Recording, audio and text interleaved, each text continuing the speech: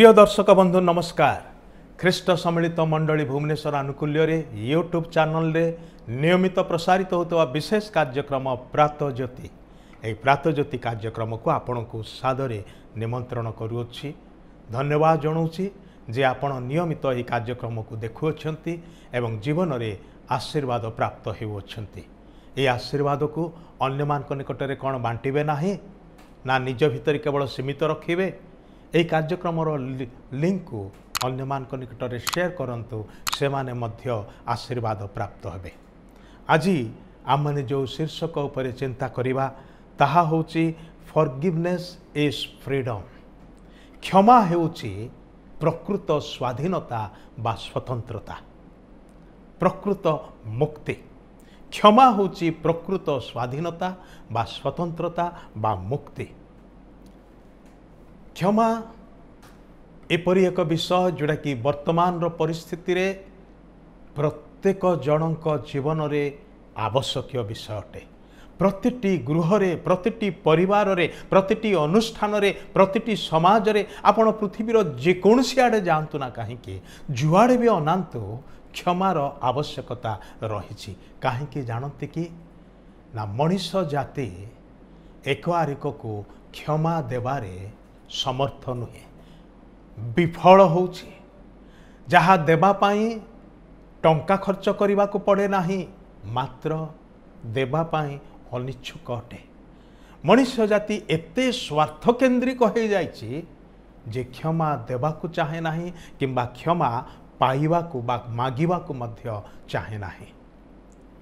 ईश्वरंकर वाक्य रे प्रभु आम मान को एक कथा कहती जे जदि आम माने क्षमा देऊ ताहाले क्षमा पाइबु, जदि क्षमा न देऊ ताहाले क्षमा आम माने मध्य पाइबु नाही। माथि लिखित सुसमाचार तार 6 अध्याय 14 एवं 15 पद रे लिखा अछि, कारण जेबे लोकमानकर अपराध सबु क्षमा कर तेबे तुम्हमानक स्वर्गस्थ पिता तुम्हमान को मध्य क्षमा करिवे। किंतु जेबे लोकमान को क्षमा न कर तेबे तुम्हमान को पिता मध्य तुम्हमान को अपराध सबु क्षमा करिवे नाही। भाई भणी माने ईश्वरन ठारू समस्ते क्षमा पाइबार आवश्यक अछि, कारण पवित्र वाक्य रे कथा कहा जाइछि समस्ते पाप करि अछंती आ पापर दंड होछि अनंत मृत्यु। से मृत्यु उद्धार पाइबा हेले ए जीवन रे क्षमा पाइबा आवश्यक, कारण समस्तंक ठारे पाप एवं दोष भरी रहिछि। पाप क्षमा न हेले जणे व्यक्ति स्वर्ग को जाई पारिबो नाही। पाप क्षमा हेबा नितांत जरूरी अटे। ताहा आपणक पाई जरूरी, ताहा मो पाई जरूरी, ताहा मो समस्तंक पाई अत्यंत आवश्यक विषय अटे। ता बिना आम माने स्वर्ग को जीवार स्वप्न सुधा न देखू। कारण पाप रही अपराध रही ताहा आम मान को स्वर्ग को नब नाही, नरक रे नहीं कि ठेली दब। कारण पापर दंड होची अनंत मृत्यु बा नरक जंत्रणा। सावधान हुंतु, केही हेला आम भितरु इच्छा करिवे नाही नरक को जीवा पाई, कारण समस्ते जानती नरक होची जंत्रणार स्थान, दंडर स्थान, कष्ट, मृत्यु। सेटे मरिबा पाई चाहिए मध्य जने लोक मरिबो नाही, से अनंत काल सेठारे जंत्रणा भोग करुथबो, कष्ट पाउथबो। अपर पक्षरे स्वर्ग रे कौनसी प्रकार दुख कि क्लेश नाही, कारण सेठारे पाप नाही। सेथिपाई प्रिय माने क्षमा पाइबा बड़ जरूरी अटे। अन्य मान को क्षमा करिबा द्वारा आपण निजे मुक्त हुअंती। जानती कि से विषय रे आपण अन्य मान को जो पर्यंत क्षमा देई नाहंती से पर्यंत आपण बंधा जाइछंती। को विषय रे बंधा जाइछंती? क्रोध, राग, हिंसा, ईर्षा, स्वार्थपरता, द्वेष, ए सबुर दौड़ी आपण को बांधी पकाए जेतले आपण जन को क्षमा न दियंती।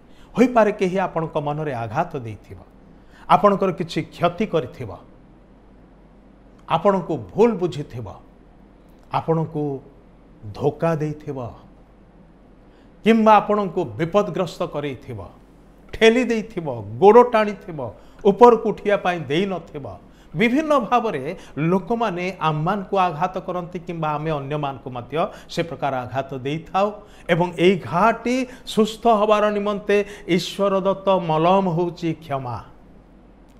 प्रभु जीशु निर्दोष निष्कलंक निष्पाप थिले मात्र समस्त मनुष्य मानकर पापर दंड ताहांक उपरे वर्तिला से आपणकर मोर पापर दंड निजे भोगी भोगी एक कथा कहले हे पिता एमान को क्षमा कर कारण से जानी थे जे अपराध आममानकर जीवन को घा कराए आममानकर जीवन रे विनाश आणे एवं से घार सुस्थता पाई क्षमार मलम बड़ आवश्यक।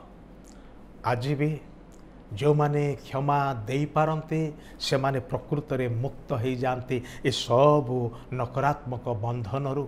आज जदि आपणकर मनरे अन्य प्रति राग अच्छी हिंसा अच्छी से व्यक्ति को क्षमा दे दियंतु देखिए आपणकर जीवन गोटे स्वतंत्रता अनुभव करिवो गोटे स्वाधीनता अनुभव करिवे कारण क्षमा होची प्रकृत स्वाधीनता क्षमा होची प्रकृत स्वतंत्रता। अन्य मान को क्षमा करिवा द्वारा आपणकर निजर हृदय बंधन मुक्त हो जाए। जहा घटी जाइछि हौ हौ हैला चलिबो ठीक अच्छे सेटा कहीदेले सेटा क्षमा नुहे। क्षमा ताठारु आउ टिके गभीर स्तर को जाए। क्षमा कौन करे से मूल घारे मलम लेपि दिए एवं से घारे सुस्थता आणे। दोष युक्त गंजनार जंत्रणा एवं तार बोझ को मु आ बहिबा को चाहूना सेथिपाई मु क्षमा दे दूची। क्षमा होची ताहा से बोझ से बंधन को दूर करिवार एक विशेष पदक्षेप ताहा होची क्षमा। आज आपणकर हृदय रे दुख अच्छी कई जने आपण को आघात देइछन्ति आपण को बुझी पारि नाहंती तांकर कथा आपणकर हृदय को चिरी देइछि क्षमा दियंतु। से होता आपण को क्षमा मागु नाहंती किंतु आपण निज आडु क्षमा दे दियंतु अंततः आपण बंधन मुक्त हो जिवे। आ आपणकर क्षमार विषय को से अनुभव कले से व्यक्ति मध्य आसे कि आपण को क्षमा मागिबे से मध्य बंधन मुक्त हो जिवे। यही विशेष विषय ईश्वर आमान को देइछन्ति एवं आमान ठारू ताहा ही से आशा करती कह कले दाबी करती कारण जो वाक्य आम पढ़िलु जदि आम मैंने लोक मानकर दोष को क्षमा न करूँ ताहले आमानकर स्वर्गस्थ पिता ईश्वर मध्य आमान को क्षमा करिवे नाही। अपर पक्षरे जदि आम मैंने क्षमा देबु ताहले ईश्वर मध्य आमर सबु अपराध क्षमा करिवे। ताहले पाप क्षमा पाइबार ए होची गोटे विशेष माध्यम बा प्रक्रिया। क्षमा दियंतु क्षमा पाइबे। सिंपल नुहे कि आज करिया पाई कहीं आम मैंने कुंठाबोध करुचु। प्रिय भाई प्रिय भौणी आसु एबेठारु मन भितर आ कौन प्रकार राग हिंसा क्रोध ईर्ष्या प्रतिशोध परायणता रखिबा नाही से सब फोपाड़ी दबा क्षमा करिबा एक आरिक को क्षमा करिबा जीवन सुंदर ही जीव। प्रभु आपण को आशीर्वाद करंतु। धन्यवाद।